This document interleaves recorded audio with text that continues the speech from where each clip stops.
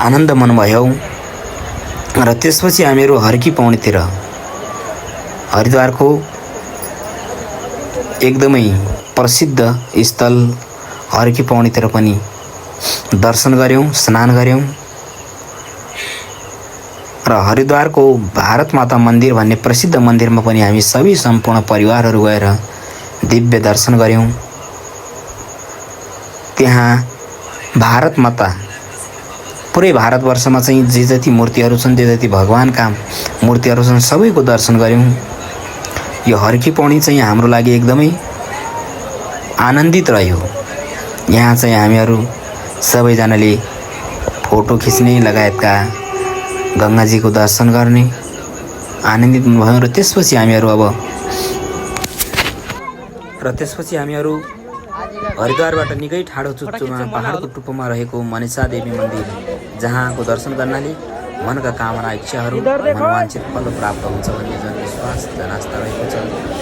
र त्यहाँ पनि हामीले सबैजनाले दर्शन गऱ्यौँ र प्रसाद ग्रहण गऱ्यौँ।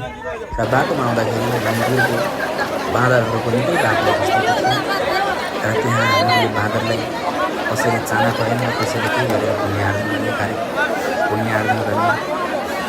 पनि गऱ्यौँ। र त्यसै गरी हरिद्वारको पावन पवित्र भूमि भएको ठाउँमा सबैजनाले आनन्दित मनले स्नान गऱ्यौँ, जप ध्यान गऱ्यौँ। र जप ध्यान गरेपछि सबैजनाले सम्झनको लागि सबै ग्रुपमा चाहिँ फोटो खिचौँ भनेर हामी सबैजनाले फोटो पनि खिचायौँ। र तत्पश्चात त्यही दिनको सायङ्कालीनतिर अब केही समयको लागि हामीले बाहिरतिर घुम्न जानुपर्छ भनेर सबैजना परिवारसहित हामीहरू बाहिरतिर घुम्न गयौँ। भारत माता मन्दिर, जो कि हरिद्वारकै एकदमै प्रसिद्ध मन्दिर छ, जहाँ चाहिँ पुरै भारतवर्षका मूर्तिहरू लगायतका सम्पूर्ण देवी देवताहरूका अनेक मूर्तिहरूको दर्शन गर्न पाइयो। र यहाँ दर्शन गर्नाले पनि हामी सबै आनन्दित भयौँ। निकै नै बाक्लो उपस्थितिमा भक्तजनहरूको त्यहाँ घुइँचो लागिरहेको थियो। दर्शन गर्नेको निकै बाक्लो उपस्थिति थियो। सबैजनाले, बुवाहरूले, दाजुहरूले, भाउजूहरूले सबैजनाले दर्शन गऱ्यौँ। र तत्पश्चात हामीहरूले हरिद्वारका एक पावन पवित्र गल्लीहरूमा पनि घुमेर ठुला दिव्य आश्रमहरूको, भारत माता मन्दिरकै निकटका दिव्य आश्रमहरूको भित्र रहेका अनेक चित्रकलाहरू, दर्शनहरू, गुफाहरूको दर्शन गऱ्यौँ। यिनी गुफाहरू एकदमै विचित्र गुफाहरू थिए, जहाँ दर्शन गर्नाले यस्तो मन प्रफुल्लित भएको थियो कि स्वर्गमा आए जस्तै मन प्रफुल्लित भएको थियो। यहाँ चाहिँ अनेक मूर्तिहरू, अनेक प्राचीन कालमा भएका भगवान सत्ययुग, द्वापरयुग, त्रेतायुगमा घटिएका घटनाहरूको बारेमा एकदमै वर्णन गरेको थियो।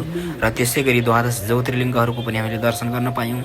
यो पनि हाम्रो लागि एकदमै अहोभाग्यको कुरा हो।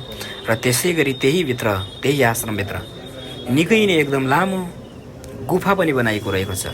तर यो कृत्रिम गुफा हो। र कृत्रिम गुफा पनि यति सुन्दर, यति आनन्दित थियो कि जहाँ हामीहरू गएर धेरैजना खुसी भयौँ। र धेरैजनाले यस्तो दर्शन गर्ने मौका पाइयो भनेर भन्नुभयो। र सबैले दर्शन गर्ने मौका पाइयो। यो हाम्रो लागि भनेको धेरै ठुलो भाग्यको कुरा हो। तपाईहरू कसैले पनि हरिद्वारमा दर्शन गर्नु छ भने भारत माता मन्दिरको गल्लीमा गएर त्यहाँ ठुला आश्रमहरू छन्।